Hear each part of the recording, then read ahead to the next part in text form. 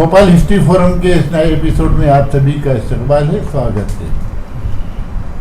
हम Bhopal history forum Bhopal की प्रामाणिक तारीख, प्रामाणिक इतिहास को भोपाल के लोगों के सामने जो है वो रख रहे हैं।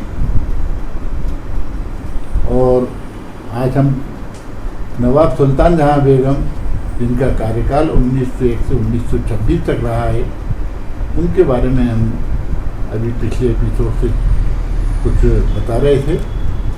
आज हमारे बीच में मौजूद हैं खालिद गनी साहब, रिजवानुद्दीन अंसारी साहब, मैं खुद शाहनवाज और कैमरे के पीछे मोहम्मद अमान खान। अब मैं रिजवान अंसारी साहब से दरख्वास्त करूँगा कि सुल्तान जहां बेगम के उस एपिसोड को जहाँ से हमने छोड़ा है उसमें कुछ इजाफा करें। जनाब रिजवान अंसारी साहब। सुल्तान जहां बेगम साहिबा जो है, उनके जो पहले 10 साल हैं, वो पहले 10 साल जो है उनके गुजरे एडमिनिस्ट्रेशन को ठीक करने में, और बहुत सी चीज़ें इम्प्रूव करी, हालात बड़ा बेहतर किए, फाइनेंसेस को ठीक किया। इस तरह से करते करते जो पहले 10 साल और उसी दौरान लॉर्ड मिंटो वगैरह का आना जो हुआ, तो ये सब चीज़ें अब दूसरे साल 10वें साल की तरफ जब अपन बढ़ने लगते हैं तो उनको एडमिनिस्ट्रेशन पे खासी पकड़ हो चुकी थी, और उनका अब पूरी तरह से वो हर चीज़ जो चाहती थी, जिसमें ख़ास तौर से एक तो एजुकेशन और वुमेन अपलिफ्टमेंट, ये उनके एम्पावरमेंट का है उसको, तो वो चाहती, अपने तौर पे चाहती थी वो। लेकिन इसके लिए अब मज़ीद उनको अंदर कुछ नई मालूमात और वसअत चाहिए थी भोपाल के अलावा की भी, यानी हिंदुस्तान और हिंदुस्तान के बाहर की।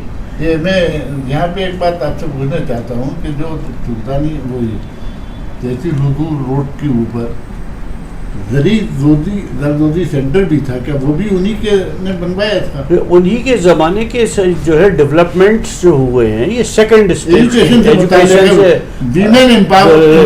वुमेन की बहुत सी लेडीज, उन्होंने लेडी लैंसडाउन हॉस्पिटल है जो बाद में सुल्तानिया कहलाया, महिलाओं को थान के लिए उन्होंने बहुत कार्य किया, अगर देखा जाए ये था वो जो है वो, तो उसके लिए वो खुद भी बहुत काम करती थी वो। तो पहले एक उन्होंने बीच में देखा कि हमें यूरोप को देख के आए, जहाँ पे डेवलपमेंट बहुत नाम से मशहूर है, कि वहाँ क्या है, हम उसको कुछ उसमें से जो अच्छी चीज़ें यहाँ ला सकते हैं तो लेके आए। तो उसके लिए उन्होंने 1911-12 के बाद जो है उन्होंने एक टूर किया, और पूरे यूरोप के अंदर वो गई, यहाँ के जर्मनी वगैरह, इधर पूरे इंग्लैंड, जर्मनी, जेनीवा, स्विट्ज़रलैंड वगैरह से होती हुई टर्की गई, कॉन्स्टेंटिनोपल गई, और थेरेपिया वगैरह गई। सब इलाक़ों को उन्होंने अच्छी तरह से देखा, और वहाँ पे बहुत सी चीज़ों को उनको फ़ायदा भी हुआ। और वहाँ सबके लिए ये बुर्का पोश रूलर के नाम से आना इनका बड़ा ख़ास बात थी, क्योंकि हर आदमी देखते थे कि बुर्के में रह के और ये सब रूल कैसे कर रही हैं। तो उनसे लोगों को वो भी थी, पूरा वर्ल्ड उस वक्त यूरोपियन कंट्रीज़। और आखिर में जो उनका टूर था, वो टूर का एक हिस्सा था, वो था टर्की में थेरेपिया में जब सुल्तान वगैरह से इनकी मुलाकात थी, तो मैं इसलिए ख़ास तौर से उसका जिक्र करना चाहता था कि थेरेपिया में इन्होंने अपने हाथ से बनाए हुए कई तोहफे सुल्तान और सुल्ताना वहाँ की जो थी उनको दिए, वहाँ पे तोहफे हाथ से दिए। और वो यहाँ से जो कई कशीदाकारी के तोहफे वगैरह हाथ से बनाए हुए बहुत सी चीज़ें दी उन्होंने। और उसके अलावा उन्होंने 5000 पौंड वहाँ के उनके लिए दिए डेवलपमेंट के। उनके जो वहाँ पे शहीद हो गए थे, आग वगैरह लगी थी वहाँ पे, कई नुकसानात हुए थे, उसके भी दिए। और उन्होंने जो ना वहाँ पे जो म्यूज़ियम्स वगैरह दिखाए इनको, थेरेपिया वगैरह के जो म्यूज़ियम थी, जिसमें आप सल्लल्लाहु अलैहि वसल्लम के मोए मुबारक भी था, और कई सहाबा इकराम की तलवारें और उनके चीज़ें वगैरह बहुत मौजूद थी। तो उसमें से एक तलवारें वगैरह बहुत सी चीज़ें थी वहाँ पे, ढालें, तलवारें, कपड़े, जूते, चप्पल, बहुत कई अशिया सहाबा इकराम से मुताल्लिक़ थी वहाँ पे। और तो उन्होंने वहाँ पे इनको खुसूसी तौर पे एक मोए मुबारक यानी आपकी आप सल्लम की दाढ़ी का बाल आपको इनायत किया उन्होंने, और एक कपड़ा था उस ज़माने के अंदर उनकी मज़ार के ऊपर से या उनकी कब्र का या उनका क्या कहते हैं खाना काबा के कपड़े वगैरह, उसमें कुछ इनको तोहफे में दिया था। वही वो लेके आई थी, और जहाँ उस वक़्त बहुत अरसे तक यहाँ मोती मस्जिद में भी और वो पुराने फतेहगढ़ के अंदर जो वो कहलाता था मुबारक दिखाया जाता, तो वो उनके लिए रखा था, जो बाद में इन्होंने इनको मुफ्ती साहिबान को दे दिया था, आज भी दिखाया जाता है। रजब की 27 तारीख को दिखाया जाता है। तो वो एक बड़ी खुसूसी चीज़ थी, क्योंकि वो रिटन स्टेटमेंट है कि वो वहाँ से उन्होंने किया।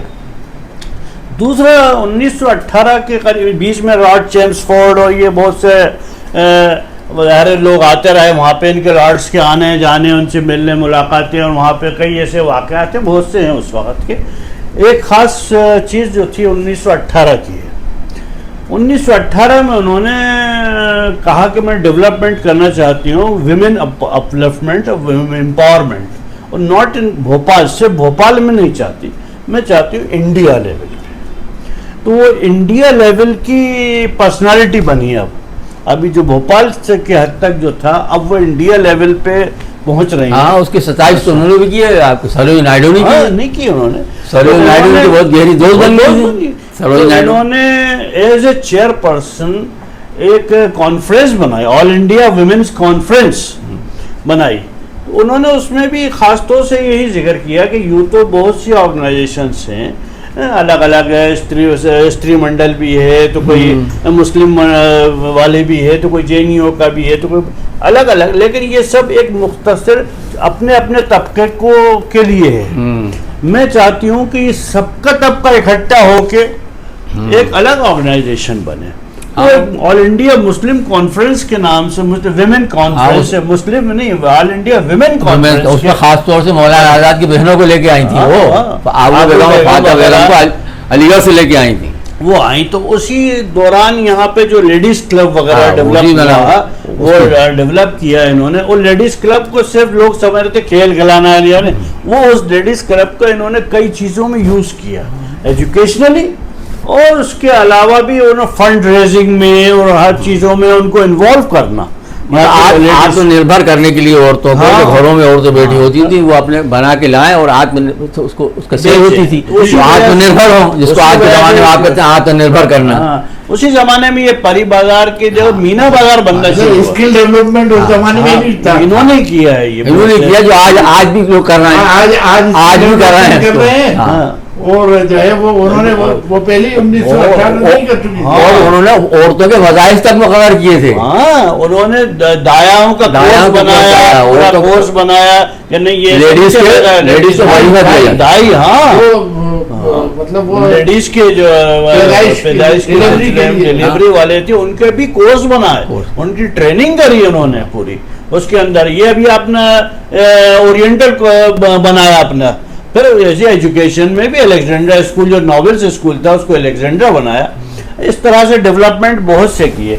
और फिर उसके बाद जैसे कॉटन मिल था, जो चल तो रहा था शाहजहां बेगम के ज़माने में, पुतली घर, लेकिन वो बिल्कुल कोई एक्सपर्ट मॉडर्नाइज नहीं था, मॉडर्नाइज किया। इसको फिर नानकों ने एक्सपर्टाइज किया, इसको मॉडर्नाइज किया, उसको दो और इम्प्रूवमेंट करने की कोशिश करी इसके अंदर।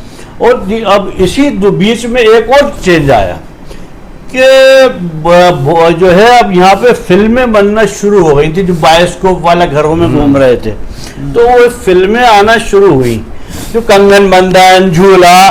तो भोपाल में पहला टाकीज टट्टा टाकीज जो इतवारे में बना था, इतवारे के करीब, जो मछली बाजार जहाँ पे इस एरिया में था, पता ही डिटेल उसमें टट्टा टाकीज बना था।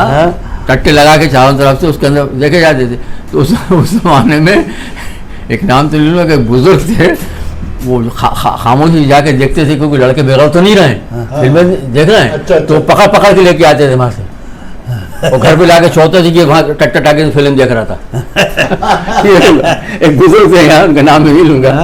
तो मतलब उस जमाने में ये चीज हो गई थी, मतलब शौक ही अच्छा जो था कोई ऐसा एक्चुअली नाम था, गूंगी फिल्म होती थी, गूंगी फिल्में थी 1920 की। हाँ। तो वो हमारी दादी भी अक्सर उस जमाने में कहती थी हमने कंगन बंधन देखने, कंगन बंधन। तो पहली फिल्म जो लगी थी यहाँ पे कंगन बंधन था, बड़ा हंगामा था, झूला एक लगी थी उस जमाने की। ये जो फिल्में थी गूंगी थी, और उसके लिए लेडीज के लिए एक अलग शो होता था, दिन में होता था, रात को नहीं, दिन के 12 बजे एक शो अलग लेडीज का होता था वहाँ पे। और जेंट्स का भी होता था, वो 7 मतलब 6-7 बजे तक खत्म कर, मतलब रात वाला नहीं मामला, 11-12 बजे तक हो रहा है होता था।